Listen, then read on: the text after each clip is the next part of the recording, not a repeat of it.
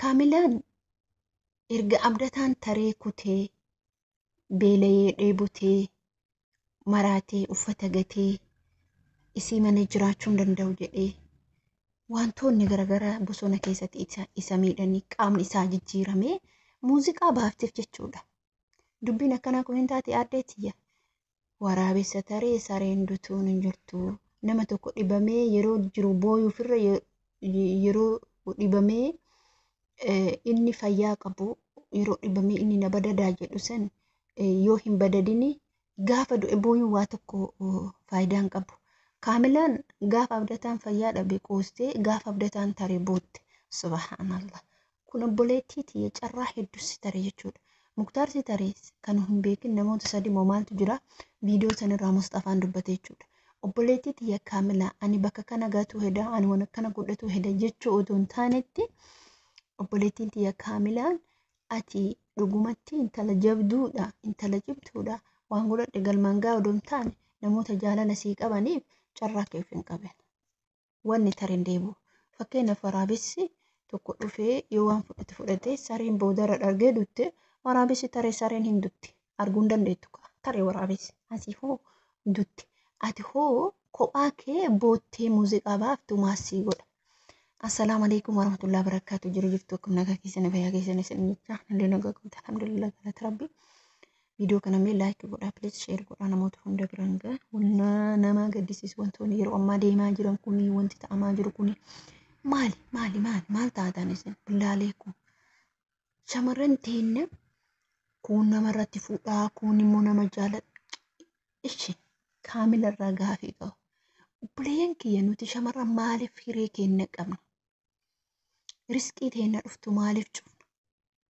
Riskii nama babbareeda sitti dhufa jechuudha. Nama babbareeda ati har'a uf laaltaa waa buruu waa godhadheetti hin godhattaa isaa wajjillee. Inumaayyuu jireenyi dubartii kan jijjiiramu namaa wajji. Inumaayyuu mana ka ijaaratu, inumaayyuu viillaa ka ijaaratu, inumaayyuu waan feete ka godhattu ati maal wajji? Abbaa manaa kee wajji. Bultilleen kan walitti namaa qabamtu abbaa manaa fi wajji. Kalas. Isaan ala bultiin tokko waan walitti qabamtu jiru. Kaamilaa mucaa kana itti qoosaa turte. Isa bichaa miti Muktaarii itti qoosaa turte. Isa bichaa miti ijoollee dargaggoosa hundumatti qoosaa turte. Obboleettii xiyyaatti. Eenyu jaarte? Bareedumtee nama caalte immoo ani hin beeku waan ati uf laalte. Kaayoo kee galmaan ga'aa jette. Kaayoo kee rabbiin galmaan see ga'a. Billaa aleeki dhiira si jaalatutti keessattuu gurbaa kana wajjin yeroo waggaa meeqa turtanii boodarra immoo ansin barbaadu jechuun hin taate har'a muuziqaan ati baaftuuf kamaan muuziqaan ati sirbituuf kamaanni maani muuziqaan ati sirbitu. Bar jaalala sirbaanii miti ka deebi'u. Bar jaalala jechuun ani akkanatti fakkaatutti namoonni tokko tokko waa'ee ma jaalalaati iyyuu hin beekan sirba ani wanni na ajaa'ibu jechuudha.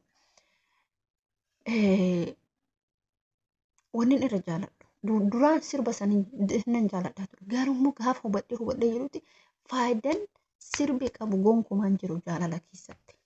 Sirba sanin dhageeffatta sirba jaalala dhageeffatta maal sii fayyada? Sirba jaalalaa isaa sirbitu waa sii deebi'a? Hin deebi'u. Wanni darbe hin deebi'u. Abdii kuti qabeessa akkasitti jechuudha. Faayidaan ati tiktook irrallee fakkeenyaaf bakka feetitti yoo ka sirbitu ta'e inni an akka mataa keetti sirbi jaalalaa hoonaa yoo namaa ka ergamu naa fakkeenyaaf utuu kana waan akka sirbisu hin deebisu. Inni na deebisu mala biraa ta'uu danda'a. Inni isa deeffadhu mala biraa ta'uu danda'a malee sirba barabbaa fedhe gadhiisa fakkeessuudhaaf illee jechuudha. Uummata akka sirba keessa faayidaan takka hin jirtu waaraa haa takkan argatu jechuudha sirba keessatti. Sababni isaallee maaliif fira? Uummata akka wanni nama fayyadu hin jiru.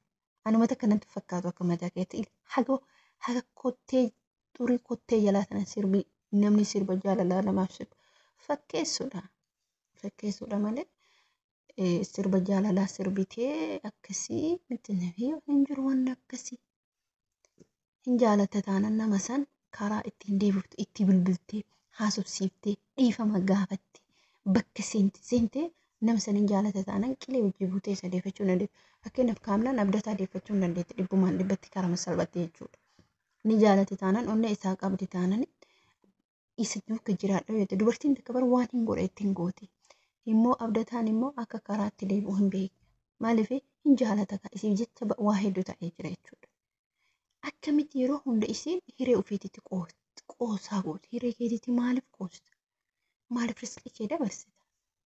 Bal riskii ta'e rabbiin sii katabee yoo jedhu balbala sii banamaa jiru ofii keetii ofiitti cufuu dandeetta. Rabbi waa sababa godhata.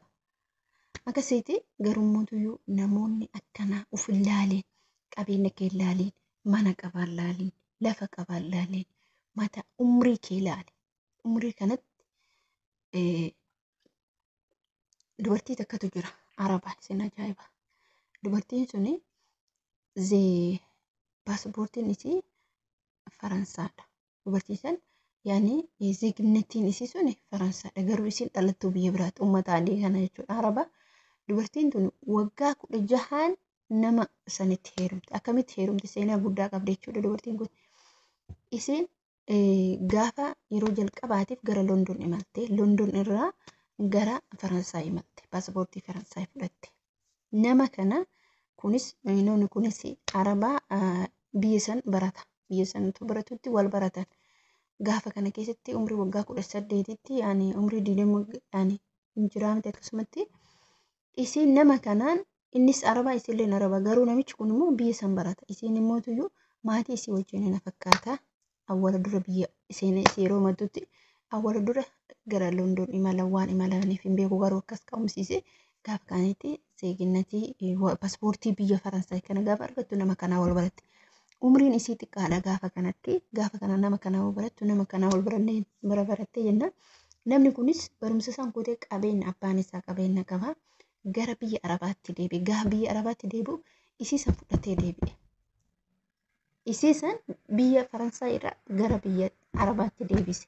Dura ka'umsiisillee Arabaa odoo ta'u biyya biraati biyya rakkattuudha yaani.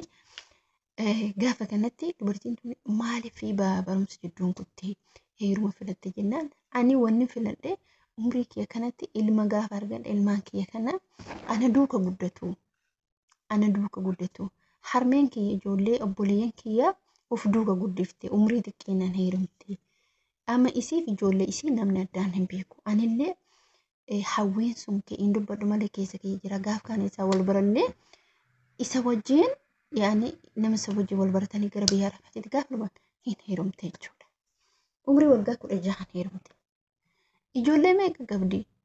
Ijoollee 2 qabdi. Sadaffaa ulfa jechuudha waan isin ajaa'iburra. Garuu isin nama waggaa 24. Waggaa 24tti ijoollee 3 qabdi jechuudha. Inuma bakka namatti tola. Maaliif namoonni tokko dafanii deeman isin bakka maaliif hawwiin kee kana ilmaanii fi anuu daa'ima garuu immoo ilmaan kee akkana duuka guddatan barbaada. Ijoollee 3 hin dhalamu gonkumaa argachuu hin barbaadu.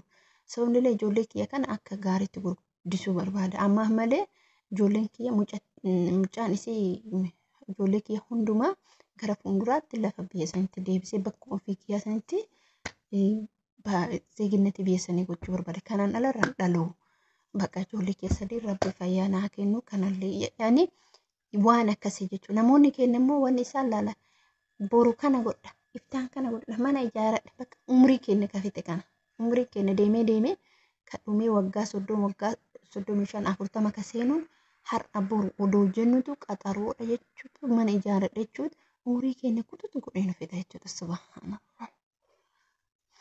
Yaa Rabbi akkasiiti wanni isin jechuu barbaadu kabajamtoota kiyyaana viidiyoo keessanitti dheeressuun barbaadu kaamilaan dogongortee jirta.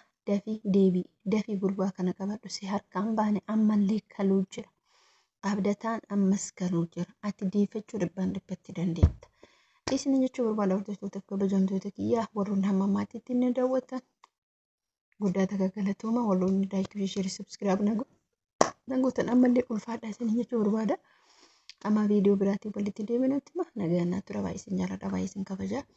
Namoonni viidiyoo keenya like godhin share godhin subscribe godhin subscribe godha like share subscribe godha please.